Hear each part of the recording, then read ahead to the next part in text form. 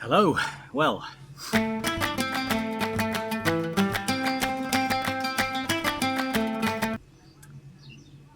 I thought I'd take this opportunity as I stopped on my way north from my riding trip down to Morocco on the new Honda CRF450L behind me to say a few words, probably quite a lot of words, about my experiences with the bike. In case you're wondering where I am, it doesn't look very Morocco-ish. It's not. I'm back at the Adventure Rider Centre where I've just taken the opportunity of using their workshop again to give the bike a good look over, oil and air and chain, and check out a few bits and pieces. All's running fine, it's great. So, where do I start? Well, I suppose first of all I ought to say what we've done together so far. So, me and the bike, left the UK the week before Christmas and travelled down to Portsmouth, and then from Portsmouth on a ferry down to Bilbao. 1,000 kilometres down on tarmac across Spain, down here to the Rider Centre, where a quick oil change, along the coast to Motril, which is a new port I've never travelled from before, and over to Nador in the northeast corner of Morocco. From Nador, pretty much in a straight line, right the way down, the best part of over 1,000 kilometres, down past the sand dunes in Mazuga, down towards Agora, down into Foumsgid, to the dunes down there, before turning round and coming back again on piste right the way back up through the mountains, through Midelt, for those of you who know the area, and then through Meknes, again on some trails and checking out some new pistes, and back up to here at the Rider Centre. And my final leg is another 1,000 kilometres up north now, back to the ferry and home. So in total, a journey in excess of 4,000 kilometres. So that's 4 oil changes in total for me by the end of the trip. A couple here, one in Morocco, one on the way home. A breakdown of the mileage and what I've been doing in terms of where I've been riding. So of that 4,000 kilometres, I would guess 2.5 have probably been on some form of tarmac. 1.5 has been off tarmac. And of that 1,500 kilometres, I would guess 50% of that has been on twin track, traditional desert piste. 30% of that has been on single track, wandering around, and 20% of that has been on absolutely no tracks at all. That's me exploring or having a bit of a wander through the sand dunes. So that gives you a breakdown of roughly the kind of riding I've been doing. So, how did the bike perform in all of those different scenarios and situations? Well, I've been thinking during my road stints of how to phrase this really. And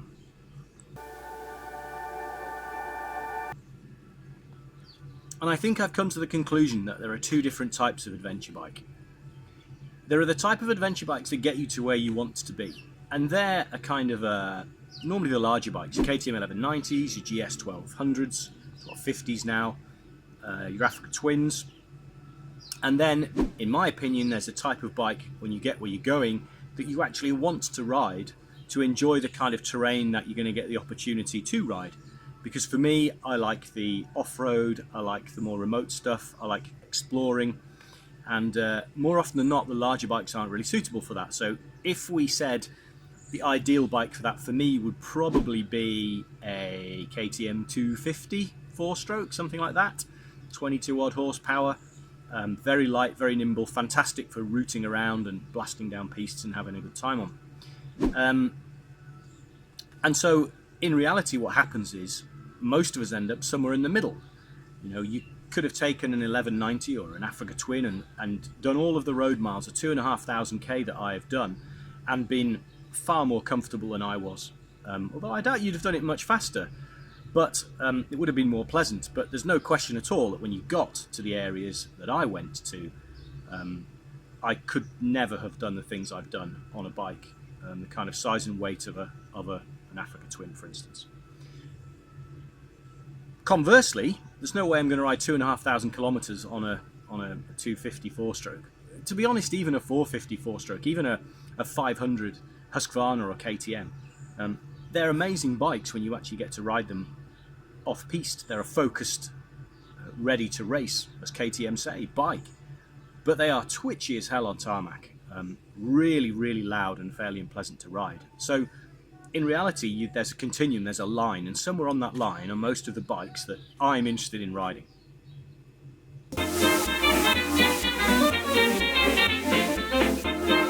Ideally a bike that will take me to where I want to go so that I can experience the kind of riding I want to do when I get there. And I think in reality that is what most of us experience. There are some people here in Spain at the Arc. These guys can just ride out of this gateway and disappear off into the sticks on the most amazing tracks and trails, but that's not the reality for most of us. Most of us have to ride somewhere to get to the trails and tracks that we want to ride. And on that scale, that's where the CRF sits. It sits in between the bikes that get you where you want to go and the bikes that really perform the technical going when you get there. And I think it sits alongside stablemates like Husqvarna 701 or the KTM 690, certainly. The CRF450L behind me. Things like, in theory, although I've never ridden one, the AJP PR7 looks like another promising possible for that. These bikes sit in this centre ground where they will now sit on a motorway and blast you 70 miles an hour comfortably down to wherever you want to go, bearing in mind obviously this is a dirt bike, and then allow you to have a great time when you get there. Okay, so you might have noticed the bike behind me isn't exactly standard, so let me quickly tell you what I've done to it before I talk a little bit more about how that affects the performance of the bike. Starting at the bottom on the ground, there's a new set of tyres on there. The IRC tyres that the bike comes with are not particularly well suited to the off-road stuff, so I've got a set of Motos Extreme Hybrid tyres on there which have treated me brilliantly. 30 psi all the way down here on those, blasted around the desert, and now I'm back on my way home again. Pressure's right the way down to 10 psi in the desert for good traction. There's some extra heavy duty, some uber duty tubes in there, and also there is some slime to stop thorn punctures. And at this point I had no punctures at all with that, so that's been a really good successful mix for me. I've used that many times and it's been really good. I've added some hand guards, some Barkbusters hand guards, a double take mirror there, and a larger IMS tank. 3 US gallons, 3.78 litres a gallon, because US gallons are different than UK ones.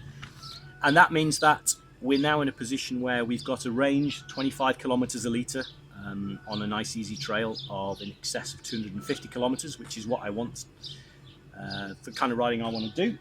And to be honest, except for 2 electrical connections, one to power into the tank bag for power and one for the GPS, you can see it there, they're the only modifications that I made to the bike.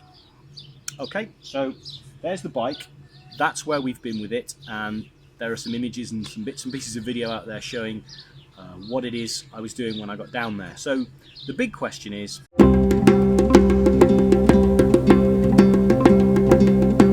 let's talk about CRF450L and what it actually does. Okay, so I'm going to start with what it does well, the things that surprised me about it. I should also say that I went to the press launch and I've done 67 kilometres. I did 67 kilometres on this bike at the press launch. A little bit of roads, a little bit of twin track, a little bit of technical riding, and I think that was enough for me to go back to Honda and say, hey guys, you know, would you lend the bike to me for me to go and do the kind of testing on it that I think it needs? Because I really think from that first 67k it has great potential as a long distance trail riding bike.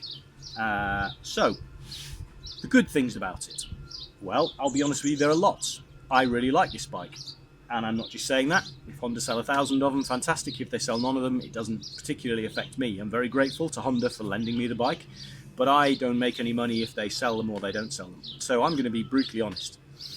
I think the biggest thing that surprised me about the bike is how quiet it is. Now I know that Honda made lots of noise about this at the press launch, saying they put cases on and foam filled the swing arm and done all kinds of stuff like that to it. But I don't think I really appreciated what that would mean. But after 1,000 kilometres on tarmac at 70-75 miles an hour, this thing is whisper quiet. And it's also quiet in the desert too when you're on tracks and trails. You're not going to be noticed on this bike, and I love that.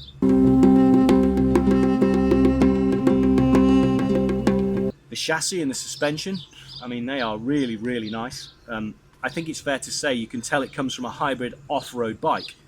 Unlike other Honda bikes like the CRF450L, which is clearly a road bike dressed up to look like an off-road bike, this thing is an off-road pedigree, unquestionably.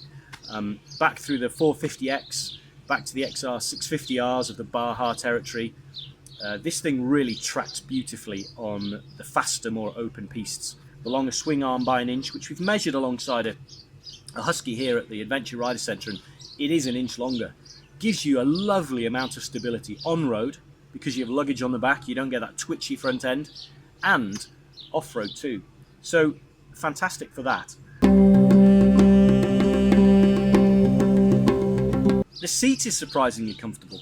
It's certainly considerably better than a KTM of any description that I've ever ridden of the smaller bore dirt bikes. Obviously it's not going to be as great again as your Africa Twin and your KTM 1190 or 1090, but it is perfectly reasonable to do 500 kilometers in a day on tarmac on this bike without being absolutely crippled, which again surprised me enormously. So big thumbs up for that. So comfortable. Lights at the front, wow. When it gets dark and you turn the lights on, it doesn't feel like you've stuck a candle on top of the peak of your lid. It actually lights the road up, and it does it really, really well. And I've even done some off-road piste at night on the bike just to check it, and it really works. No auxiliary lights needed. So another great thumbs up from Honda for that one. What this is all adding up to is quite an unusual phenomenon in the motorcycle world, in the adventure motorcycle world, that we haven't seen, in my opinion, for a very, very long time. It's an alternative bike to the KTM 690 for a bike that you can actually get on, go somewhere, and do something when you arrive. And it's really, really good at that. In terms of off-road, it's very, very capable in big bouldery riverbeds. It's great on single track. It's okay in the sand dunes too. It actually pulls reasonably well in low-lying sand dunes. And by low-lying, I don't mean, a few feet. I mean 20 or 30 feet high. Although it wouldn't pull me to the top of the Cathedral Dune, which is hundreds of meters high. But that's perhaps not altogether surprising. When I posted a review of this bike on our Tracks website, which is kind of sister news website, if you like, to the Adventure Spec website, and I posted some information on Facebook, there was a huge fuss about three aspects of this bike. The first one was the price. People just couldn't believe the price. The second was the oil interval, the change interval, if you like, the service interval, and the third was the amount of power that the bike generates. So there were three big issues that people made a pretty big deal about. So I'm going to talk about each one of those in relation to the trip that I've just done and my experiences. Well, okay, yeah, it's far longer than a KTM 690 or a 701. Potentially it's longer than an AJP PR7, shorter than an AJP PR7, but I don't really know what the service interval for that bike is. I don't have much experience of it. But it is significantly longer than a similar small bore dirt bike like a KTM 450 or a KTM 500 or a Husqvarna, essentially the same engine. So we're somewhere in the middle on that sliding scale. Originally I said that I would probably increase the service intervals myself up to 2,000 kilometers or more by using synthetic oil in there.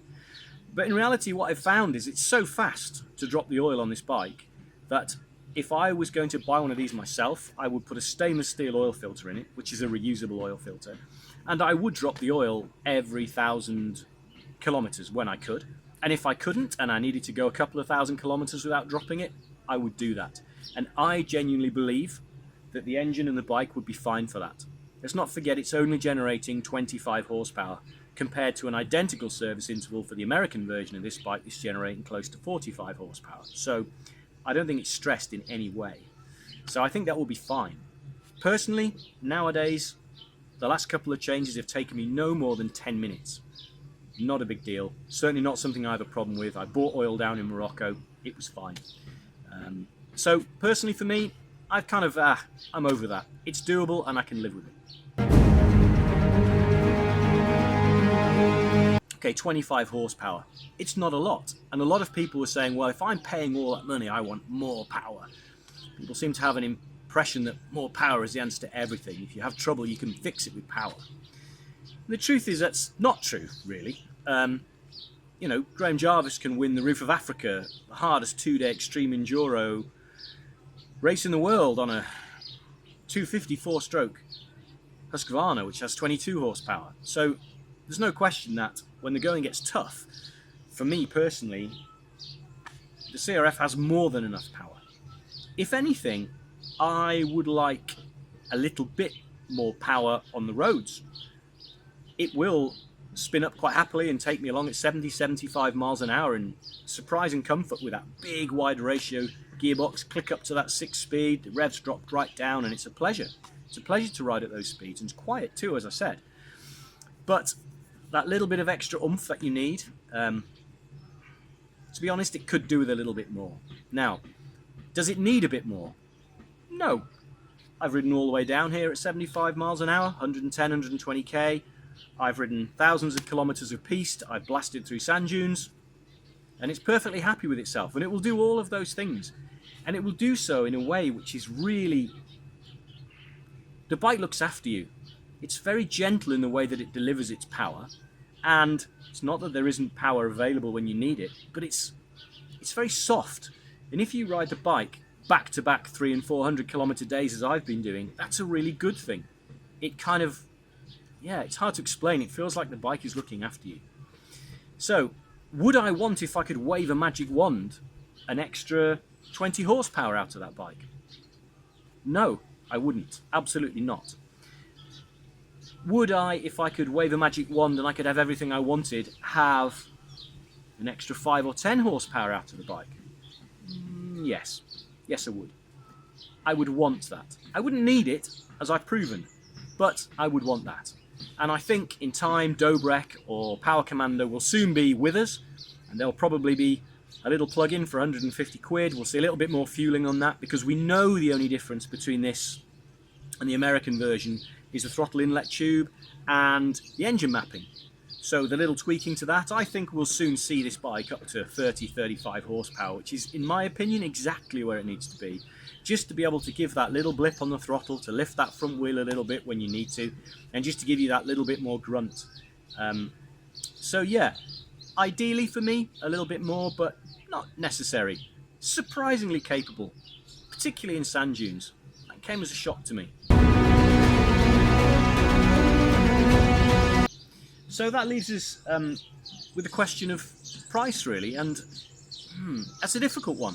Yes, it's more expensive than lots of other bikes on the market, particularly the KTM 690. So why would anybody be interested in buying this compared to a KTM 690? Well, one word for me: weight. Weight is enormously important. I've been stuck in some pretty horrible places in the last few days, in mud and all kinds of places, and by myself, if I can get that luggage off that bike and I can lift and drag it, then that gives me the ability to feel confident about travelling in remote places. It does everything that the 690 does, really, except it's tens of kilograms lighter, which is a big, big deal for me. And it's also significantly lower. I can almost, with luggage on this bike, flat-foot it on the floor, which is massively important, in my opinion, for a trail bike, particularly when the going gets tough and you just want that reassuring feeling that you can just get your foot down if you need to. So lower and lighter. And I'm sorry to say that those two things are the hallmarks of a great trail riding bike. Low, light, forgiving, something that's going to look after you, and something that can sit on the road and do miles. So, and quiet as well. Whether that is worth for you the extra money this bike has cost is your decision. I don't know whether it's, that's a decision for the person who's going to purchase it. That's not for me to say, but I can tell you that in my preference, I couldn't have done in the last few days what I did if I was on a KTM 690. I could have gone faster, but I couldn't have been to the places I went to, and I would have been worried about getting stuck more. So there you go, really.